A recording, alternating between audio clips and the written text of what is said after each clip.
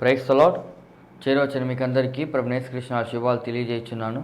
ఈ దినము కొరకు ఏర్పాటు చేయబడిన లేఖన భాగము అపోస్తుల కార్యములు 20వ అధ్యాయము 3వ వచనం. అతడు అక్కడ 3 నెలలు గడిపి ఓడ ఎక్కి సిరియాకు వెళ్ళవలనని ఉండగా అతని విషయమై యూదులు కుట్ర చేయుచున్నందున మాసిదోనియా మీదుగా తిరిగి రావాలని నిశ్చయించుకొనెను. Praise the lord.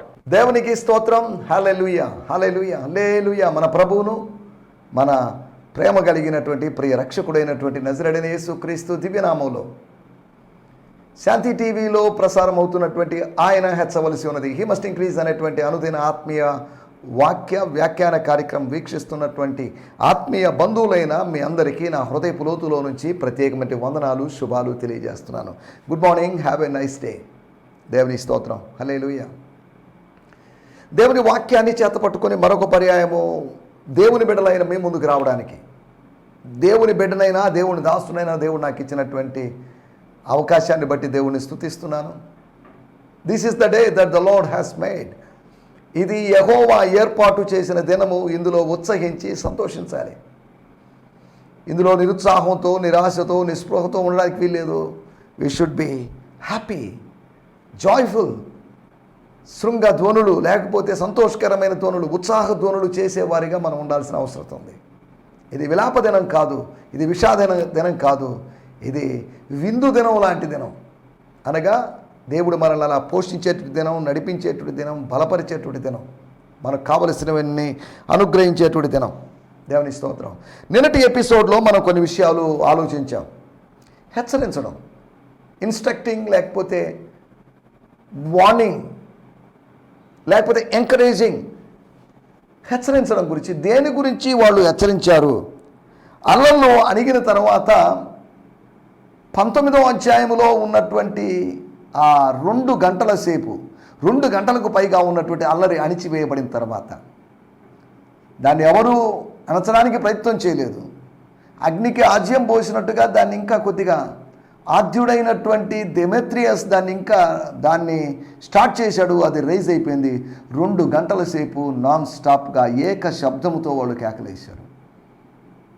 దాని ద్వారా ఏదైనా ప్రయోజనం ఉందా అంటే ప్రయోజనం లేదు. కేకలు గెలవచ్చు, కేకలు తాత్కాలికమైనటువంటి జయాన్ని పొందొచ్చు, కానీ మౌనము అనేది గొప్ప విజయాన్ని సాధిస్తుంది. అపోస్తలుడైన పౌలు యొక్క మౌనం, ఈ అల్లర్ల మధ్యలో, ఈ కేకల మధ్యలో తను ఏం మాట్లాడగలడు? లోకపు కేకల మధ్యలో మనం ఏం మాట్లాడలేము. అందుకనే బాప్తిసం ఇచ్చి యోహాను అరణ్యాన్ని ఎన్నుకున్నాడు. అరణ్యము నిశ్శబ్ద ప్రాంతం. అక్కడ పక్షుల కిలకిలలు లేకపోతే ఇతర జంతువుల శబ్దాలు తప్ప నరసంచారం పెద్దగా లేనటువంటి ఆ స్థలంలో కేకలు వేస్తున్నప్పుడు ఆ కేక ప్రతిధ్వనించింది. ఆ ప్రతిధ్వని యెరూషలేములోను, యూదయ ప్రదేశాల్లోనూ, యోర్దాన్ నది దగ్గర ఇక్కడంతా వినిపించడం ఆరంభించింది. ఎక్కడో విన్న కేకకి ఎక్కడో ఉన్న ప్రజలు స్పందించి వారు ఊహించినట్టు ఒక కార్యాన్ని జరిగించారు. మాకు దేవాలయం ఉంది, మేము దేవాలయం దగ్గర బాప్తిసం తీసుకుంటాం, మేము దేవాలయానికి వెళ్తాం, మాకు మీతో సంబంధం ఏముంది అన్న విధంగా వాళ్ళు ప్రవర్తించలేదు. కానీ వాళ్ళు బాప్తిసం తీసుకున్నారు. బాప్తిసం తీసుకోవడానికి ముందుకు వచ్చారు. రండి బాప్తిసం తీసుకోండి అని యోహాను పిలవలేదు. బాప్తిసం కొరకైనటువంటి పిలుపు కాదు అది. మరి దేని కొరకైన పిలుపు అని ఆలోచిస్తే మారు మనసు నిమిత్తమైనటువంటి పిలుపు. మారు మనసు నిమిత్తమైనటువంటి, లేదా మారు మనసును సూచించేటువంటి, మారు మనసు పొందారు అని తెలిపేటువంటి ఆ అనుభవం యొక్క ఫలాల యొక్క ప్రదర్శన కోసం, ఆ ఫలాలను స్పష్టంగా చూపించడం కోసం జరిగినటువంటి పిలుపు, ఇవ్వబడిన పిలుపు అంతవరకే. రండి బాప్తిసం తీసుకోండి, నీళ్ళ బాప్తిసం తీసుకోండి, మునగండి, లేవండి, మీరు ఇప్పటి వరకు తీసుకున్న బాప్తిసాలు సరికాదు, అది కరెక్ట్ కాదు, ఇది కాదు, దేవాలయంలో యాజకులు అభిషక్తులు కాదు, నేను అభిషక్తుడిని, నేను తల్లి గర్భంలో ఉన్నప్పుడే పరిశుద్ధాత్మ పూర్ణుడిగా ఉన్నాను నేను అని తనను తాను మహిమపరుచుకుంటూ దేవుడు చెప్పని దాన్ని హైలైట్ చేయలేదు యోహాన్ గారు.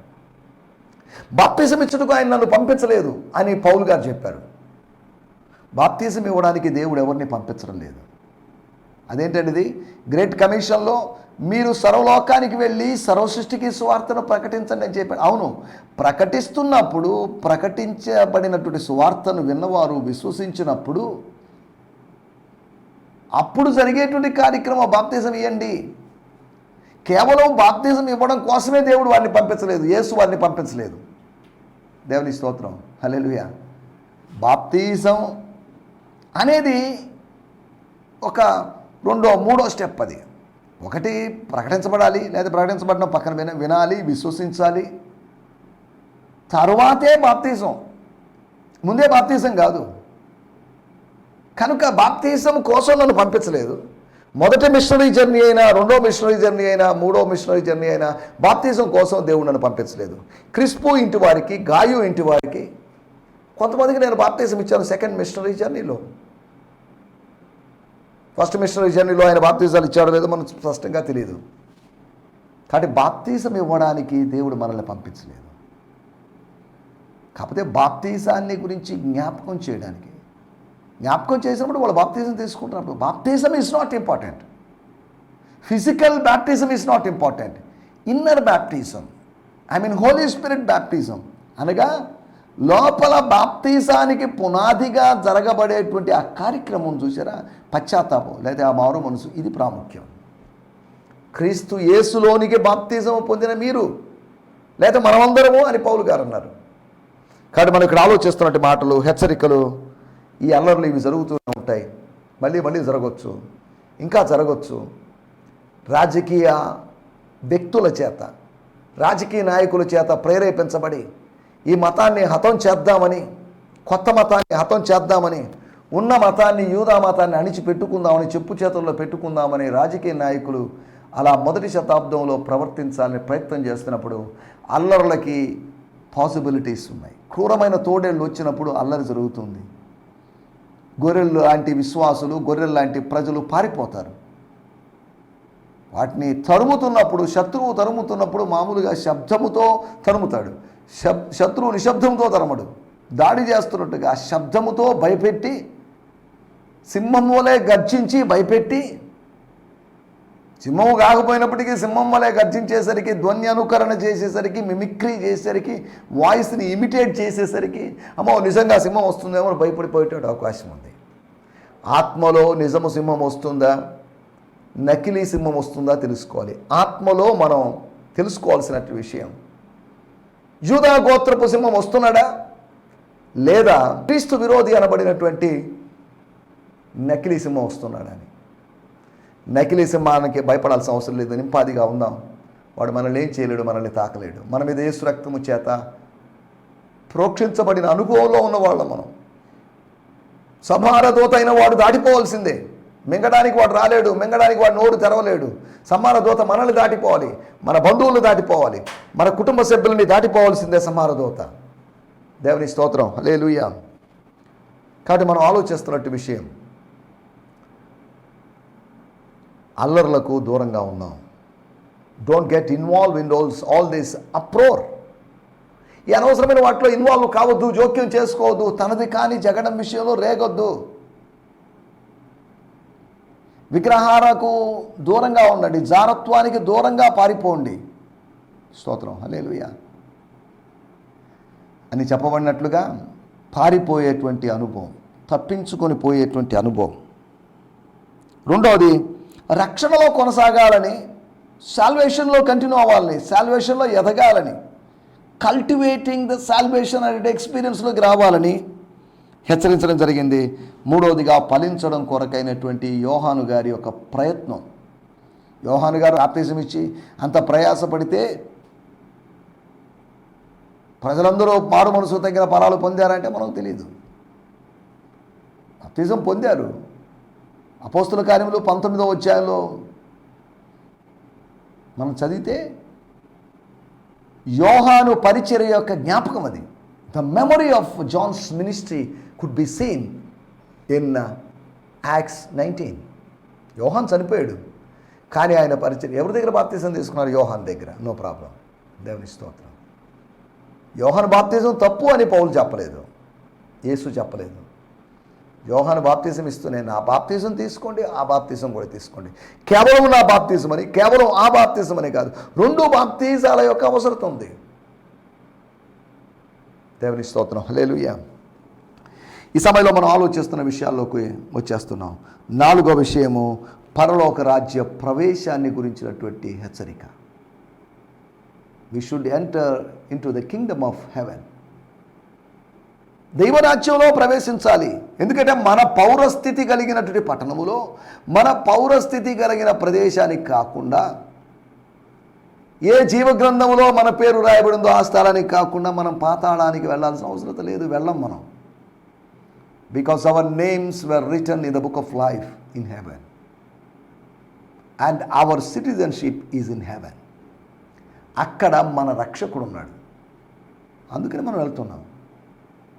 అక్కడ మన తండ్రి అయిన దేవుని కుడిపార్శ్వమున కూర్చొని ఉన్నాడు మన ప్రభు. మన కోసం విజ్ఞాపన చేసిన ప్రభు ఉన్నాడు. మనతో కలిసి పాడడానికి సిద్ధంగా ఉన్నటువంటి, లేకపోతే వాళ్ళతో కలిపి పాడించుకోవడానికి సిద్ధంగా ఉన్నటువంటి దేవదూతల స్థలానికి, వారి నివాస స్థలానికి మనం ఒకరోజు వెళ్తాం. దేవుని స్తోత్రం, హల్లెలూయా. వీటి గురించి నిన్నటి ఎపిసోడ్లో మనం మాట్లాడుకున్నాం. రండి చిన్న ప్రార్థన చేసుకుందాం. చిన్న ప్రార్థన చేసుకుని కార్యక్రమంలో ముందుకు సాగుదాం. మీకేమైనా సందేహాలు ఉన్నట్లయితే నేడే సంప్రదించండి. వాక్య సంబంధమైన వివరాలు ఇవ్వడానికి, ప్రభు నాకు అనుగ్రహించిన జ్ఞానం చొప్పున వాటి గురించినటువంటి వివరణ ఇవ్వడానికి ప్రయత్నం చేస్తాను. నాకు అన్నీ తెలుసని కాదు, నాకు అన్ని మర్మాలు తెలుసని కాదు, ఎవరికి అన్నీ తెలియదు. కాకపోతే ప్రతి వాళ్ళకి కొన్ని విషయాలు తెలుసుంటాయి. ప్రతి వాళ్ళు తెలుసుకున్నట్టు కొన్ని విషయాలను ఇతరులకు పంచుకోవడం ద్వారా అనేక విషయాలు మనం తెలుసుకునేటువంటి అవకాశం ఉంది. దేవుని స్తోత్రం. మనకు అనుగ్రహించబడిన ప్రత్యక్షత చొప్పున, మనకు బయలుపరచబడిన దాని చొప్పున మనము ముందుకు సాగుదాం. క్రమంగా నడుచుకుందామని ఫిలిప్పీ పత్రిక 3వ అధ్యాయంలో చెప్పినట్లుగా అలా ముందుకు సాగుదాం. చిన్న ప్రార్థన చేసుకుందాం. నా 2 ఫోన్ నంబర్లు ఉన్నాయి. నా ఈమెయిల్ ఐడి ఉంది. మీరు నన్ను కాంటాక్ట్ చేయాల్సిందిగా కోరుతున్నాను. ప్రేయర్ రిక్వెస్ట్లు పెట్టండి. యూట్యూబ్ కామెంట్ సెక్షన్లో కామెంట్స్ పెట్టండి. ఈ సమయంలో ప్రార్థన చేసుకుందాం. పరిశుద్ధమైన మా దేవా, మీకు స్తుతి స్తోత్రములు చెల్లిస్తున్నాం. మీ పాద పద్మముల మీద మా స్తుతి పుష్పాలను సమర్పిస్తున్నాం తండ్రి. ఈ దినము మీ వాక్యం దగ్గరికి వస్తున్నాం. మీ కృపాసనం దగ్గరికి వచ్చినప్పుడు మీ వాక్యపు మన్నా మాకు దొరుకుతుంది. ఈ మన్నాను బట్టి, ఆ మన్నా తిన్నారు, మా పితరులు చనిపోయారు, కానీ ఆ మన్నా కన్నా శ్రేష్టమైనటి మీ వాక్యం మేము వింటున్నప్పుడు మా చచ్చిన స్థితులన్నీ తొలగిపోయి మాలో జీవము, మాలో చైతన్యం కలుగుతుంది. అటు అనుభవాల కొరకై మీకు వందనం చేయిస్తున్నాం. ఈ సమయంలో నాయన వీక్షకుల్లో ఎవరైనా అనారోగ్యంతో ఉన్నట్లయితే వారిని మీరు ప్రత్యేకంగా దర్శించండి. డయాలసిస్ చేయించుకుంటున్న వారి కొరకు ప్రార్థన చేస్తున్నాం. వారి దేహంలో మీ కార్యము జరిగించండి. ఇతర రోగములతో బాధపడుతున్న వారిని మీ సంధానానికి తెస్తున్నాం. క్యాన్సర్లతో బాధపడుతున్న వారిని మీ సంధానానికి తెస్తున్నాం. ప్రార్థించమని కోరిన అనేక మంది ప్రియులు ఉన్నారు. వారందరిని బట్టి మీకు వందనం చేయిస్తున్నాం. పరమ వైద్యుడా, మీ సంధానానికి వస్తున్నాం. ఏ రోగిని ఒట్టి చేతులతో పంపేవాడివి కాదని, స్వస్థపరచకుండా పంపేవాడివి కాదని, ఉచితముగా వైద్యం చేసేవాడివని, నువ్వు ఒకసారి చికిత్స చేస్తే, శస్త్రచికిత్స చేస్తే అది ఎన్నటికీ స్వస్థత పొందుకున్నదై ఉంటుందని, మరలా స్వస్థత కోసం నీ దగ్గరికి రావాల్సిన అవసరం లేదని మేము తెలుసుకొని మిమ్మల్ని స్తుతిస్తున్నాం. యెహోవా రాఫా అయిన దేవా, మీకు వందనాలు. మీ ప్రజలను మీరు దర్శించండి. ఒక హీలింగ్ రివైవల్ ఇక్కడికి మా పట్టణంలో, మా నగరంలో ప్రభువా ఈ కార్యక్రమాన్ని చూస్తున్న వారి కుటుంబాల్లో కలిగించమని కోరుకుంటూ యేసు నామములోనే ప్రార్థించగలుగుతున్నాం తండ్రి. ఆమేన్, ఆమేన్. దేవుని స్తోత్రం. మరొక పర్యాయం మీకు ప్రత్యేకమైన వందనాలండి. ఈ సమయంలో మనం దేవుని వాక్యాన్ని ధ్యానించుకుందాం. మన ధ్యానం నిమిత్తమై అపోస్తుల కార్యములు 20వ అధ్యాయము 3వ వచనం, book of acts 20th chapter verse 3. అతడు అక్కడ 3 months గడిపి ఓడ ఎక్కి సిరియాకు వెళ్ళవలనని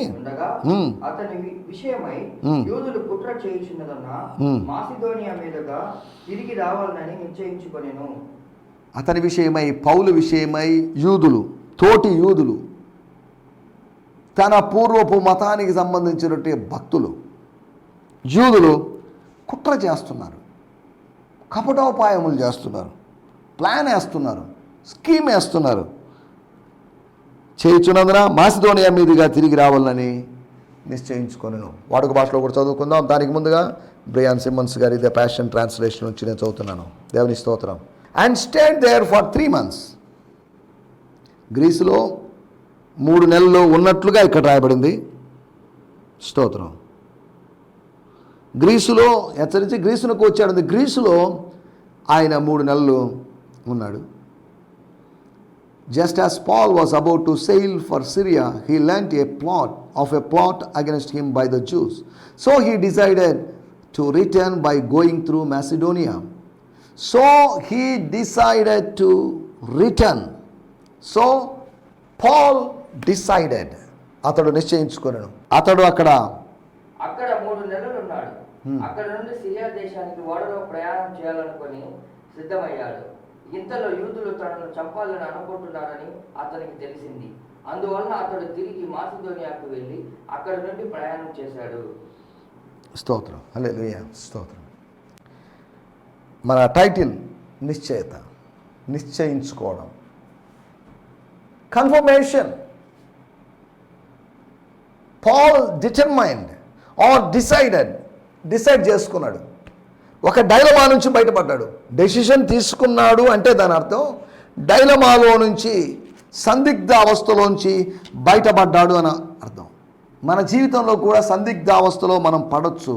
కానీ స్వర్గం నుంచి నడిపింపు అనుగ్రహించబడితే సందిగ్ధ అవస్థలన్నీ సమాధి అవస్థలోకి వస్తాయి.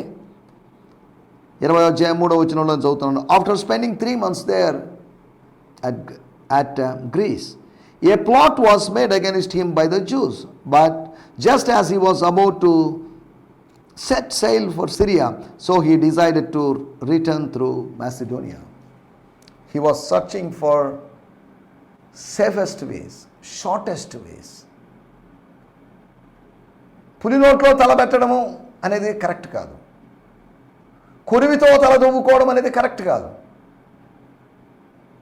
తాను అక్కడ జ్ఞానయుక్తంగా ప్రవర్తించాడు. దేవుని సేవకులారా, సందర్భాన్ని బట్టి మనం జ్ఞానయుక్తంగా ప్రవర్తించాలి. అన్ని చోట్ల ఒకే విధమైన జ్ఞానం పనికిరాదు.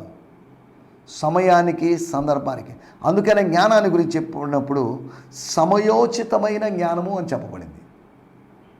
అనగా ఆ సమయానికి ఉచితమైన, సమయానికి సరిపోయిన, సమయానుసారమైన, సందర్భానుసారమైనటువంటి జ్ఞానం. జ్ఞానం అవసరమే. ఇందాక వాడుకున్న జ్ఞానం ఇప్పుడు వాడడానికి వీలు లేదేమో. ఈరోజు వాడుకున్న జ్ఞానం రేపు ఉపయోగపడదేమో. అప్డేట్ చేసుకోవాలి మన జ్ఞానాన్ని, మన ఇన్ఫర్మేషన్ని, సత్యాన్ని అప్లోడ్ చేసుకోవాలి. సత్యం మారిపోతుందని కాదు. దేవుని స్తోత్రం. హల్లెలూయా. సమయంలో మనం ఆలోచిస్తున్న విషయం ఏంటంటే, అతడు నిశ్చయించుకున్నాడు. వీళ్ళు సలహా ఇచ్చి ఉండొచ్చు. గిరీసు దేశస్తులు ఇంకా కొన్ని రోజులు ఉన్నాడు సార్ మా దగ్గర, అప్పుడు వెళ్ళిపోతున్నారు అని ఉండొచ్చు. 4వ నెలలో, అనగా 3 నెలలు దాటిన తర్వాత, 90 రోజులు దాటిన తర్వాత, 91వ రోజు హీ డిసైడెడ్ సంథింగ్. మన డెసిషన్స్ అన్నీ జ్ఞాపకం చేసుకోండి. ఓన్ డెసిషన్స్గా ఉండకూడదు, సెల్ఫ్ డెసిషన్స్గా ఉండకూడదు, మ్యాన్ మేడ్ డెసిషన్స్గా ఉండకూడదు. అవన్నీ డివైన్ ఆర్డర్డ్ డెసిషన్స్గా ఉండాలి.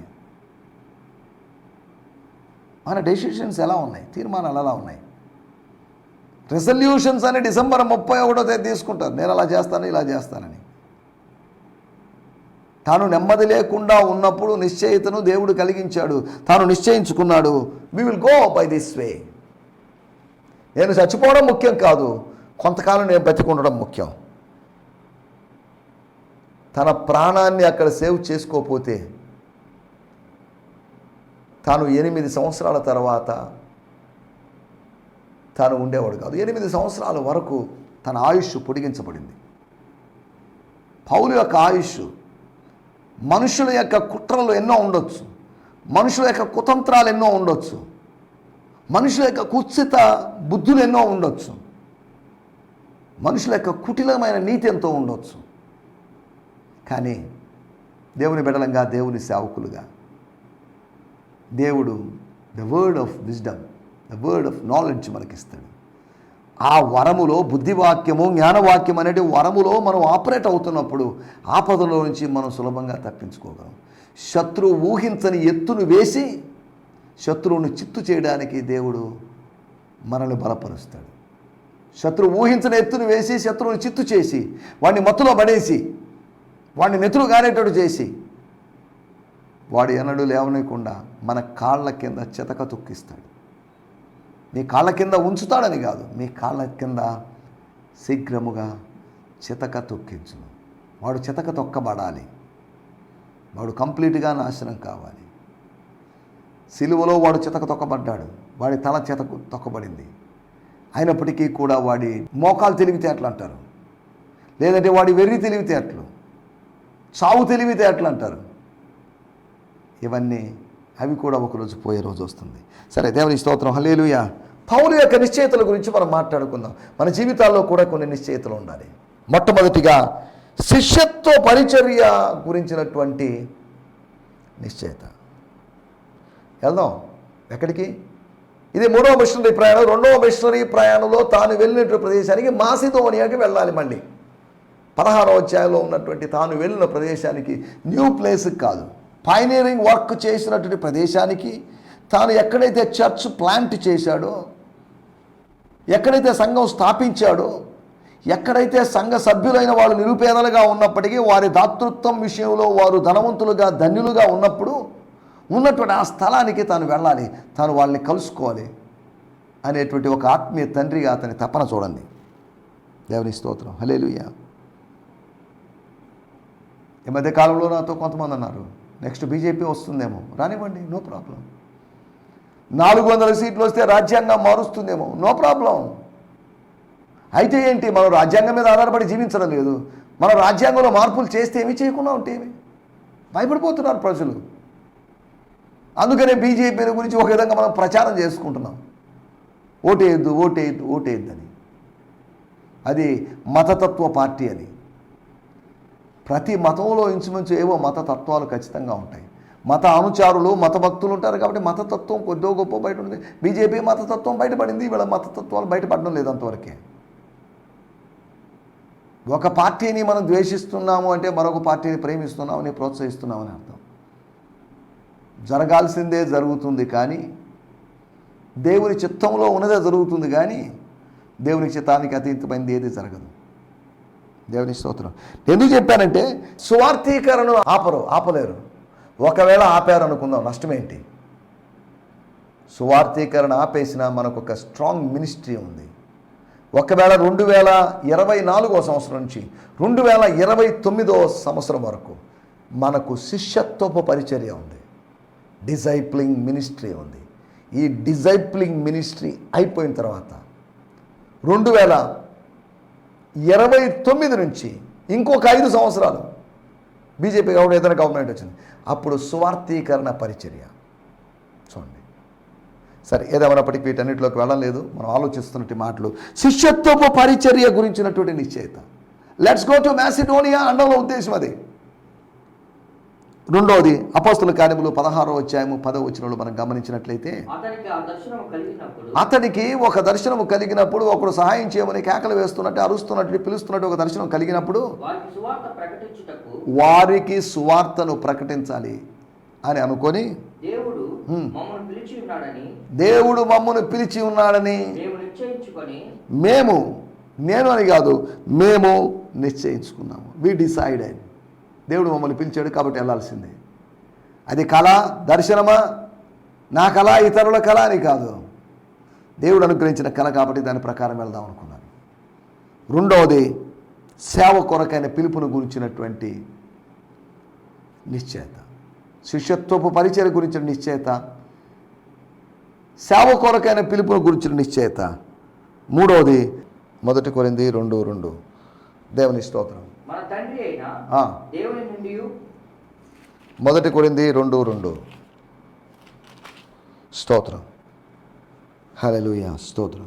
నేను యేసు క్రీస్తును అనగా సిలువ వేయబడిన యేసు క్రీస్తును తప్ప మరి దేనిని మీ మధ్య ఎరుక్కుందునని నిశ్చయించుకుంటున్నాను. నాకు వద్దండి మీ పర్సనల్ విషయాలు, మీ సొంత విషయాలు, ఆ విషయాలు, ఈ విషయాలు. ఇవన్నీ నేను తెలుసుకోదలుచుకోలేదు. I don't want all these things. I want one thing. మీకు నాకు మధ్యలో క్రీస్తు ఉన్నాడు. మీకు నాకు మధ్యలో సిలువ వేయబడిన యేసు ఉన్నాడు. ఈ సిలువ వేయబడిన యేసు తప్ప మరి దేని గురించి నేను ఎరక్కుందనని. ఫలానా అతని గురించి తెలుసా, ఆమె మంచిది కాదంట కదా తెలుసా, అతను చెడ్డోడంట కదా తెలుసా. దయచేసి నాకు అవన్నీ తెలియదు. నాకు తెలిసింది ఒకటే, సిలువ వేయబడిన క్రీస్తు అతని జీవితంలో ఉన్నాడు. అతని కోసం సిలువ వేయబడ్డాడు క్రీస్తు. అతను ఆ సిలువ వేయబడిన క్రీస్తునే ప్రకటిస్తున్నాడు అన్నట్టు ఇవి తెలుసు, కానీ నాకు వేరే తెలియదండి అన్నట్టు ఒక నిశ్చయతతో వచ్చాడు. అనగా సహవాసములో మితంగా ఉండాల్సిన దాని గురించి, సహవాసం యొక్క పరిమితులు, సహవాసం అవతల వ్యక్తితో నేను వ్యవహరించాల్సిన విధానం, దాని యొక్క పరిమితుల గురించినటువంటి నిశ్చయత. 4వ విషయము 2 కొరింథీయులకు రాసిన పత్రిక 5వ అధ్యాయము 15వ వచనం. జీవించువారు ఎవరైనా సరే ఇక మీదట తమ కొరకు కాక వారి కొరకు మాత్రమే కాక వారి నిమిత్తం చచ్చిపోయి పునరుత్థానము పొందినటువంటి ప్రభువు కొరకే నిశ్చయించుకుంటున్నాం. ఒక సత్యాన్ని నిశ్చయించుకుంటున్నాం. We are confirming a truth, the purpose of the resurrection. యేసు ప్రభు యొక్క పునరుత్థానం యొక్క ఉద్దేశం ఏంటో మేము నిశ్చయించుకుంటున్నాం. We are confirming the truth. ఒకటి శిష్యత్వపు పరిచయం గురించిన నిశ్చయత, 2వది సేవ కొరకైన పిలుపును గురించిన నిశ్చయత, సహవాసంలో ఉన్నటువంటి పరిమితుల గురించిన నిశ్చయత, అంతేకాకుండా సత్యమును గురించిన నిశ్చయత. ఇటు నిశ్చయితలు కలిగి ముందుకు సాగడానికి ప్రభు మనందరికీ సహాయం చేయనుగాక. ఆమేన్. హల్లెలూయా. లేలుయా. మీ అందరికీ ఈ సందేశము మీకు ఆశీర్వాదకరంగా ఉందని నమ్ముచున్నాము. ప్రార్థన అవసరతల కొరకు మమ్మల్ని సంప్రదించవలసిన మా చిరునామా గిద్యోన్ మిషన్ చర్చ్, 6వ వీధి, శాంతినగర్, నెల్లూరు 4, ఆంధ్రప్రదేశ్. పిన్ 524004. మా ఫోన్ నంబర్లు 7036443613 మరి ఒక నంబర్ 9392293010. మా ఈమెయిల్ ఐడి gfihmi2015@gmail.com.